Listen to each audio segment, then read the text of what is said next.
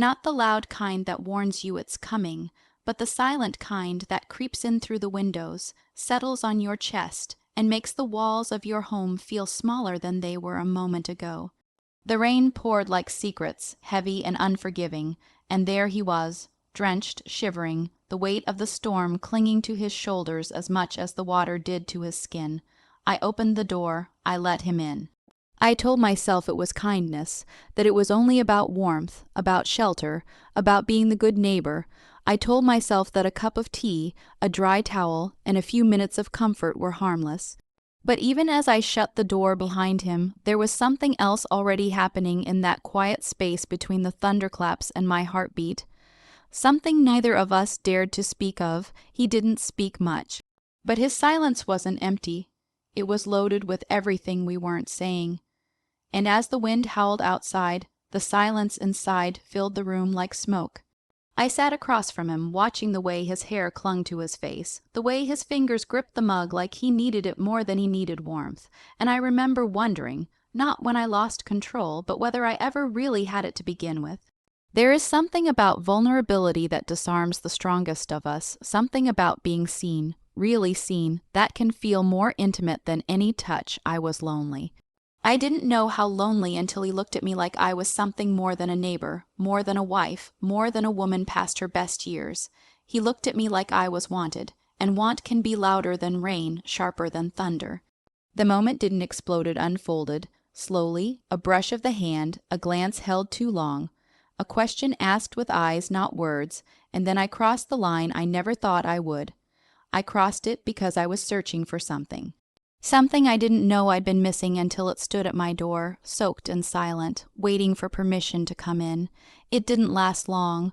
Moments like that never do. They burn fast like paper in fire, intense, bright, and then gone. And when he left, he didn't look back. The door clicked shut, and I was alone again, but I wasn't the same woman who had answered the knock. No, I was someone else now, someone who had tasted the forbidden and found it bitterer than she ever imagined. The guilt didn't arrive right away, it waited. It let me sit in the stillness, let me relive every glance, every breath, every betrayal. And then it wrapped itself around my heart and stayed. I looked at my husband that nights, leaping soundly, unaware of the storm that had passed right through his home, and I felt the ache of a secret that had no place to rest. There are betrayals that scream, and there are those that whisper. Mine whispered in the quietest corners of my life.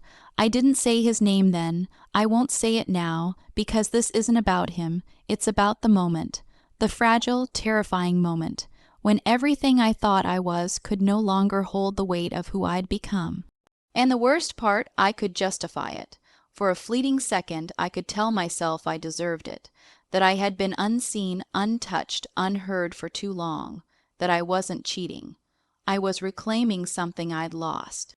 But lies don't hold up under rain, they melt, and what was left was a truth I had to carry alone. It changed me. You see, people think infidelity is about sex, about lust, about the heat of the moment.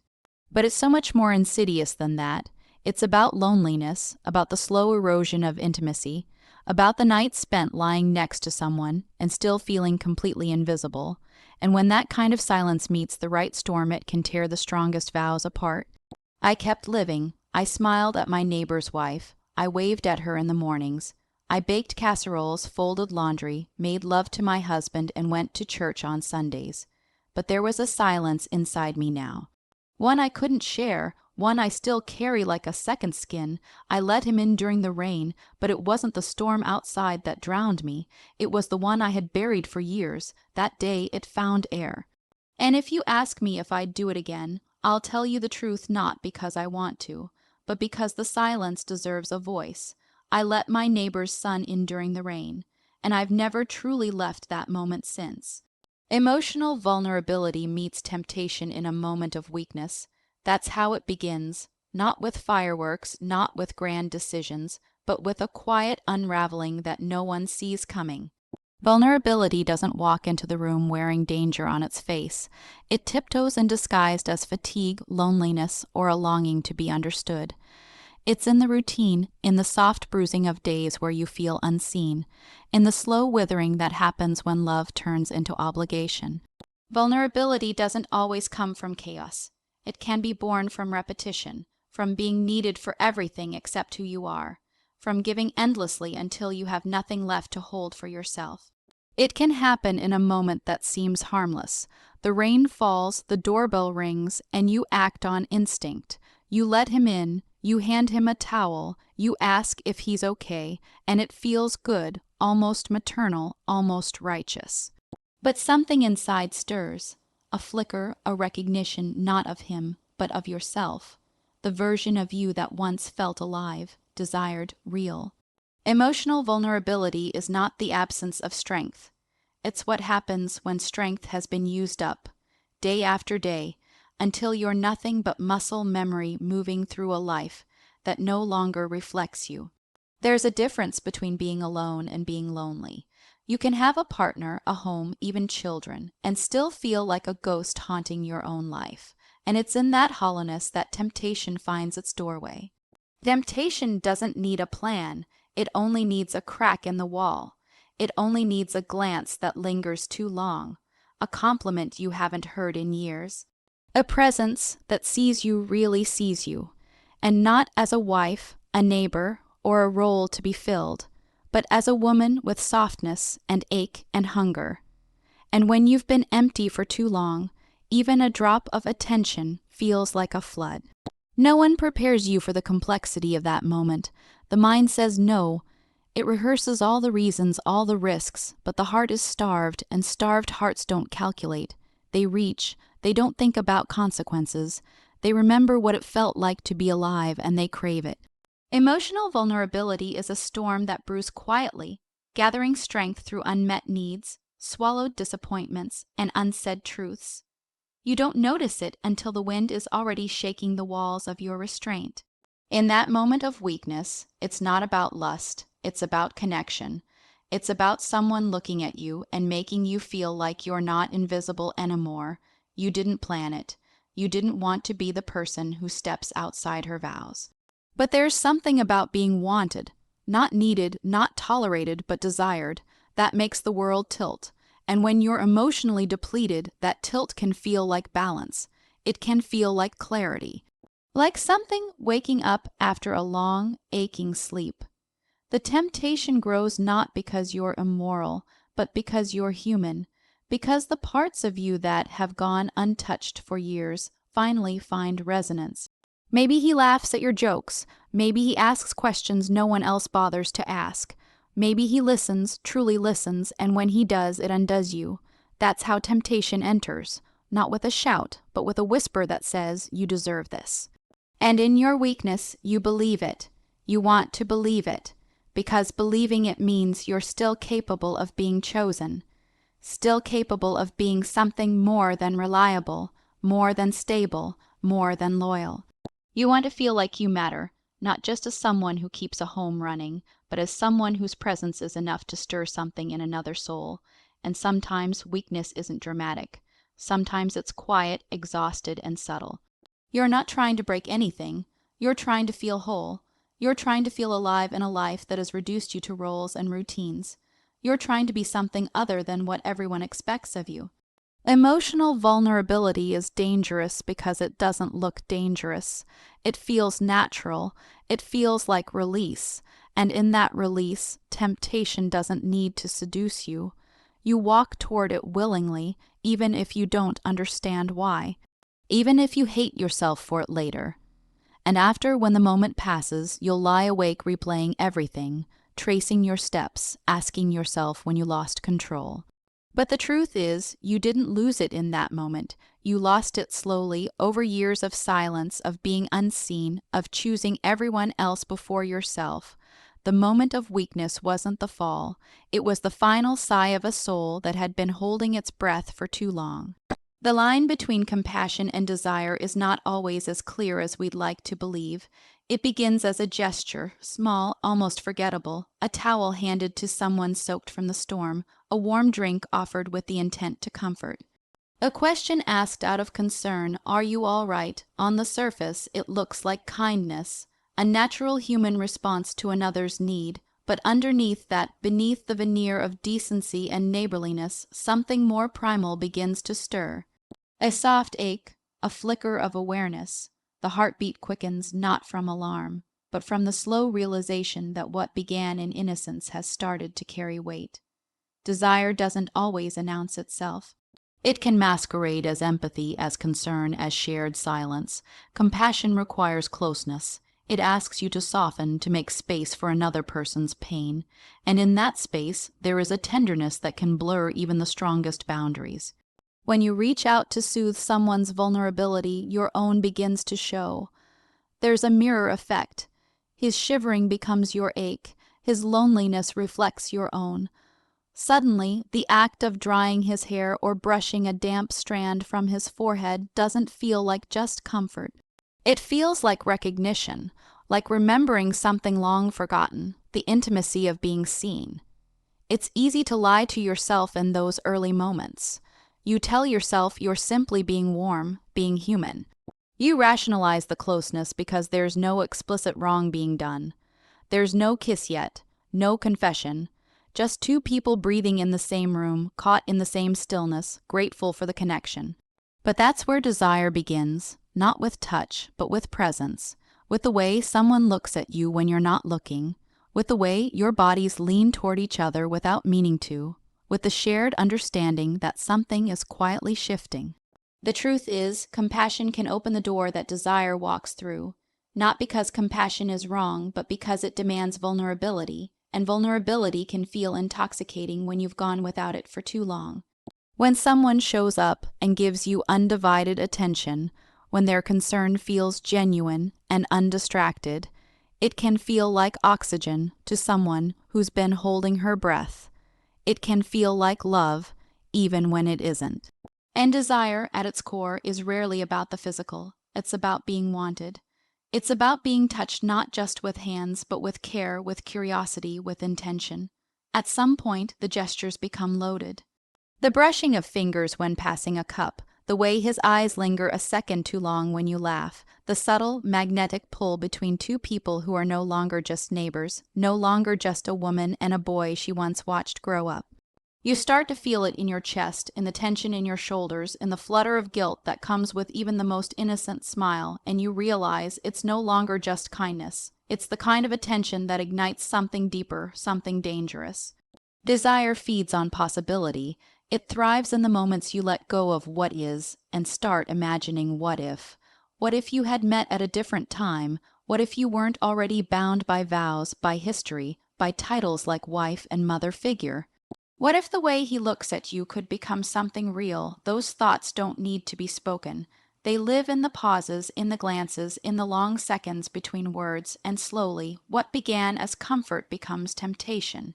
What was once a boundary becomes a suggestion, and suggestion, when fed by unmet longing, is a potent drug. It's a betrayal not just of others, but of yourself, because part of you knows what's happening. Part of you recognizes the shift. You see it and you still lean into it because it makes you feel something again. Because it doesn't feel like betrayal at first, it feels like connection. And connection, in its purest form, is seductive, especially when you've been untouched for so long, when you've felt like a fixture in someone's life instead of a flame. When compassion turns to desire, it tells you you are still alive. You still have skin that wants to be touched, lips that ache for more than polite conversation. You still crave warmth, not just from a blanket, but from a body, from a gaze that undresses not your clothes, but your loneliness. And in those moments, you don't think about consequences. You don't think about who you'll hurt. Because desire has a way of shrinking the world until all that exists is you and the person standing in front of you. The rain outside, the rules you once held sacred, the people who trust you, all of it fades into the background. What remains is the hum of proximity, the intoxicating nearness of someone who looks at you not as a role, but as a woman. And when the line between compassion and desire finally disappears, it doesn't vanish with noise. It dissolves in silence, sweet, dangerous, and irreversible. The guilt doesn't come crashing in like a wave it seeps in slowly, like dampness into wood, At first, it's almost invisible, a discomfort you can shrug off with a deep breath and a distraction. But it's there even as the moment fades, even as the door closes behind him and the house falls silent again. That silence is different now. He's gone, but something has been left behind, something raw. Something unfinished. You tell yourself it was just a moment, just a lapse, a mistake born from loneliness and timing, but guilt doesn't listen to logic. It listens to truth, and the truth, no matter how softly it arrives, always lingers. You go through the motions, you fold laundry, you set the table, you answer the phone with a voice that tries to sound the same, but you feel it in your chest. That weight pressing down, that subtle tremble of being caught even when no one's looking. Guilt is clever. It doesn't scream, it whispers. It whispers when you kiss your husband's cheek, when you catch your reflection in the bathroom mirror, when you sit at dinner and feel his eyes on you, trusting, unaware. And it's in that trust that the guilt cuts the deepest. It's not just about what you did. It's about who you were supposed to be, the wife, the neighbor, the safe one, the woman with principles, with loyalty, with restraint.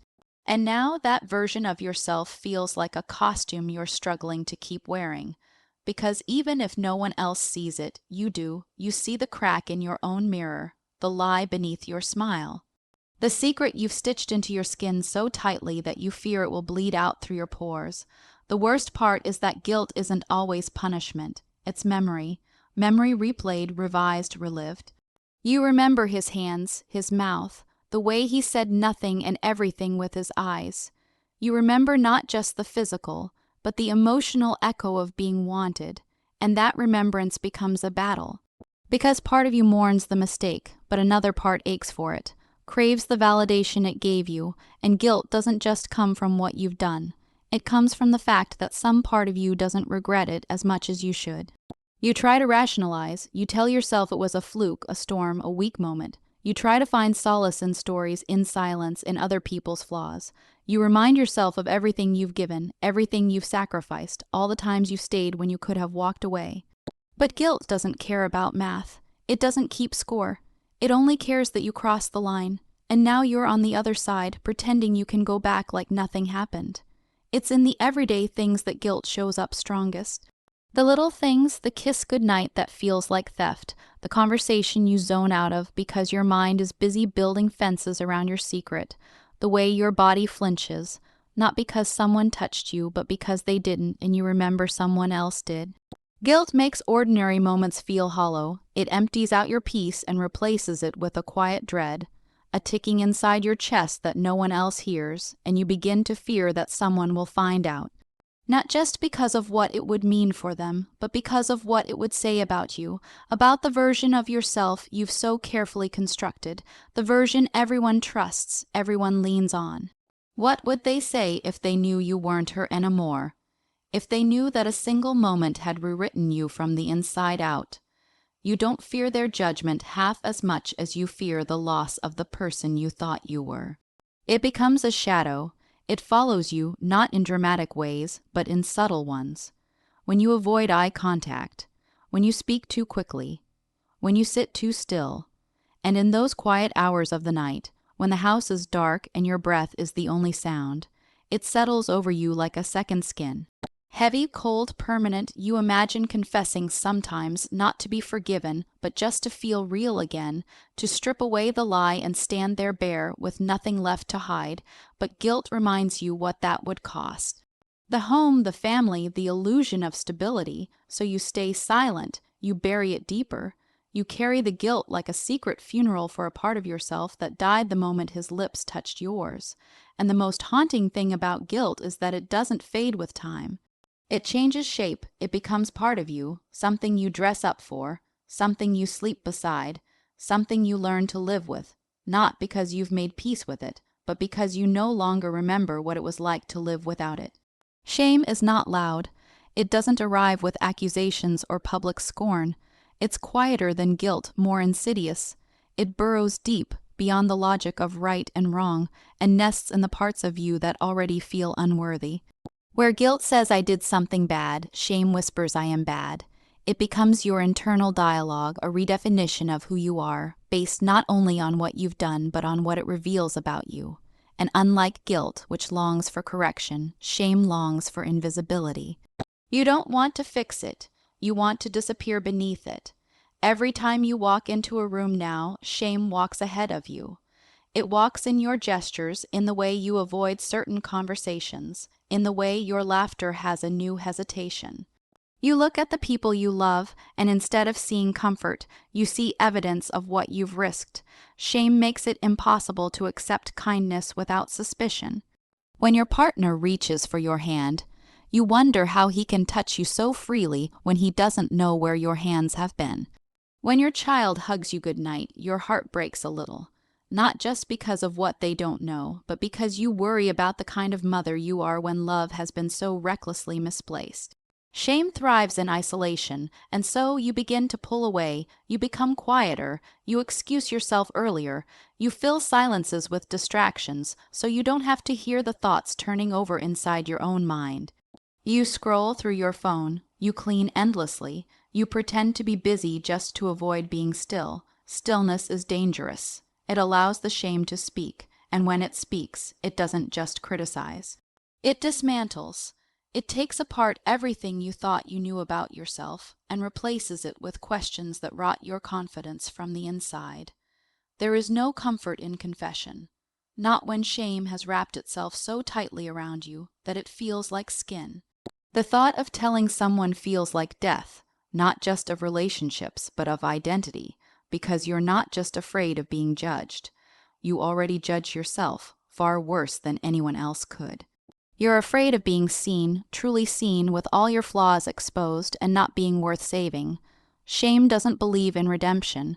It convinces you that you are unfixable, that you have broken something inside yourself that cannot be rebuilt. And so you compensate. You smile more, though it feels forced. You give more, hoping to cover the cracks in your character with good deeds, thoughtful words, elaborate dinners. You try to be the perfect wife, the present mother, the friendly neighbor. But none of it quiets the echo. None of it silences the part of you that asks again and again, what kind of woman does this? What kind of woman lets someone in, not just to her house, but into the hollow spaces of her soul? The shame becomes physical, a tightening in your chest, a drop in your stomach every time the memory resurfaces, a sudden flush when someone unknowingly says something that grazes too close to your truth. You avoid mirrors, not because you can't face your reflection, but because you're afraid you won't recognize the woman looking back, or worse, you'll recognize her too well and hate her for everything she's become. And then there's the ongoing performance, pretending, acting, nodding along in conversations about trust, about love, about loyalty, while something inside you screams, while you want to interrupt and say, it's not that simple. While you want to admit that being loved doesn't mean you feel loved, that being chosen doesn't always keep the loneliness away, that sometimes even good people do things that wreck them from the inside. But you don't, because shame has made a home in your silence. It feeds on your refusal to speak. It doesn't let you forget, even when days pass, even when you try to convince yourself it was a mistake that meant nothing. Shame insists that it meant everything. Not because of him, but because of you, because of what you needed, because of what you reached for, because you let yourself be that woman, not once, but fully. You let yourself want, and now that wanting has turned to loathing, not of him, but of the version of you that came alive in his arms and now has no place to go but inward. And what's worse is that shame makes healing feel like betrayal, too. Because moving on feels like letting yourself off the hook, like forgetting what you did, so you keep the wound open not because you want to suffer, but because suffering feels honest, because somewhere in the pain you find your penance. And as long as you carry that shame, at least you know you haven't completely let yourself forget the cost of being human in a moment you wished you had been stronger,